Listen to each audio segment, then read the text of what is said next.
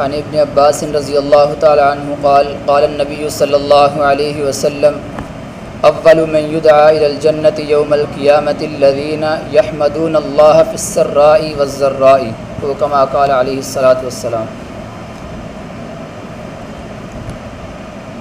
حضرت ابن عباس رضی اللہ تعالیٰ عنہ سے روایت ہے، وہ فرماتے ہیں کہ سب سے پہلے جن کو بلایا جائے گا جنت کی طرف یوم القیامتی، قیامت کے دن، وہ لوگ ہوں گے جو اللہ تعالیٰ کی تعریف کرتے ہیں، جو اللہ تعالیٰ کو یاد رکھتے ہیں خوشی میں اور غمی میں، خوشی میں بھی اور تنگی میں بھی۔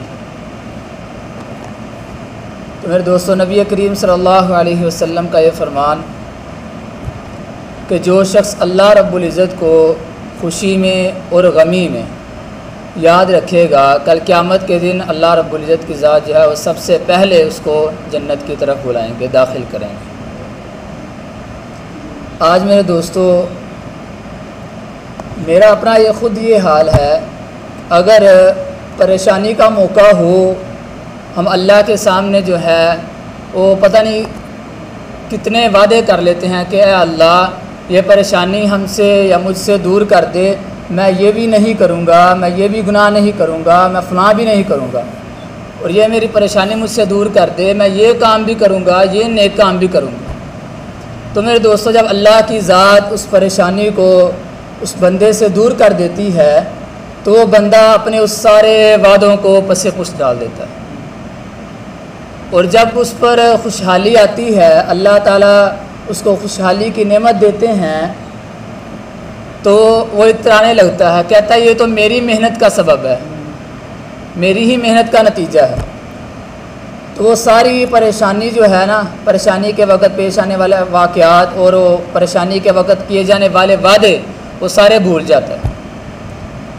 تو میرے دوستو، جنت میں اول مرحلہ میں داخلے کی بشارت جو ہے وہ اسی کو ہے جو خوشی میں بھی اور تنگی میں بھی، پریشانی میں بھی اللہ کی ذات کو یاد رکھتا ہے۔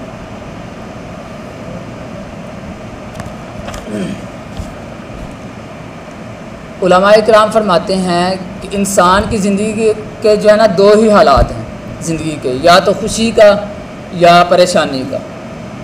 تو ان دونوں حالات کو جو ہے وہ عبادت بنانے کے لیے کیا کرنا چاہیے؟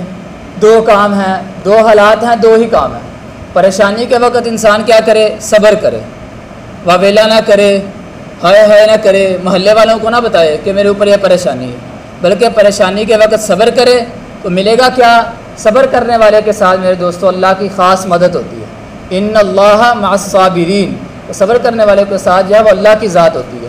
تو جب ہم پریشانی کے وقت صبر کریں گے تو پریشانی کا وقت بھی ہمارا میرے دوستو عبادت ہے، اور خوشحالی کے وقت ہم نے کیا کرنا ہے؟ اللہ کا شکر کرنا ہے، ٹھیک ہے۔ اور شکر میرے دوستو جس نعمت پر کیا جاتا ہے، اللہ رب العزت اس نعمت میں اضافہ فرما دیتے ہیں۔ تو خوشی کی حالت میں شکر کریں گے تو عبادت، پریشانی کی حالت میں صبر کریں گے تو عبادت۔ تو یہ دو حالات ہیں میرے دوستو، تو یہ دو ہی کام ہیں۔ پریشانی میں ہم صبر کریں، ٹھیک ہے، واویلا نہ کریں، اپنی پریشانی صرف اللہ کے سامنے رکھیں، پورے محلے میں ڈھنڈورا نہ پیٹتا پھرے کہ یہ ہو گیا فلاں ہو گیا، صرف اللہ کے سامنے اپنی پریشانی رکھے اور صبر کرے۔ تو صبر کرنے والے کے ساتھ میرے دوستو اللہ کی ذات ہے، اور خوشی کے وقت اللہ کا شکر کرے کہ اللہ نے اسے اس خوشحالی کی نعمت سے نوازا ہے، تاکہ اللہ رب العزت اس نعمت میں اضافہ فرماتے رہیں۔ تو اللہ رب العزت سے دعا ہے کہ اللہ رب العزت ہمیں خوشحالی میں بھی اور تنگی میں بھی اپنی ذات کو یاد رکھنے کی توفیق عطا فرمائے۔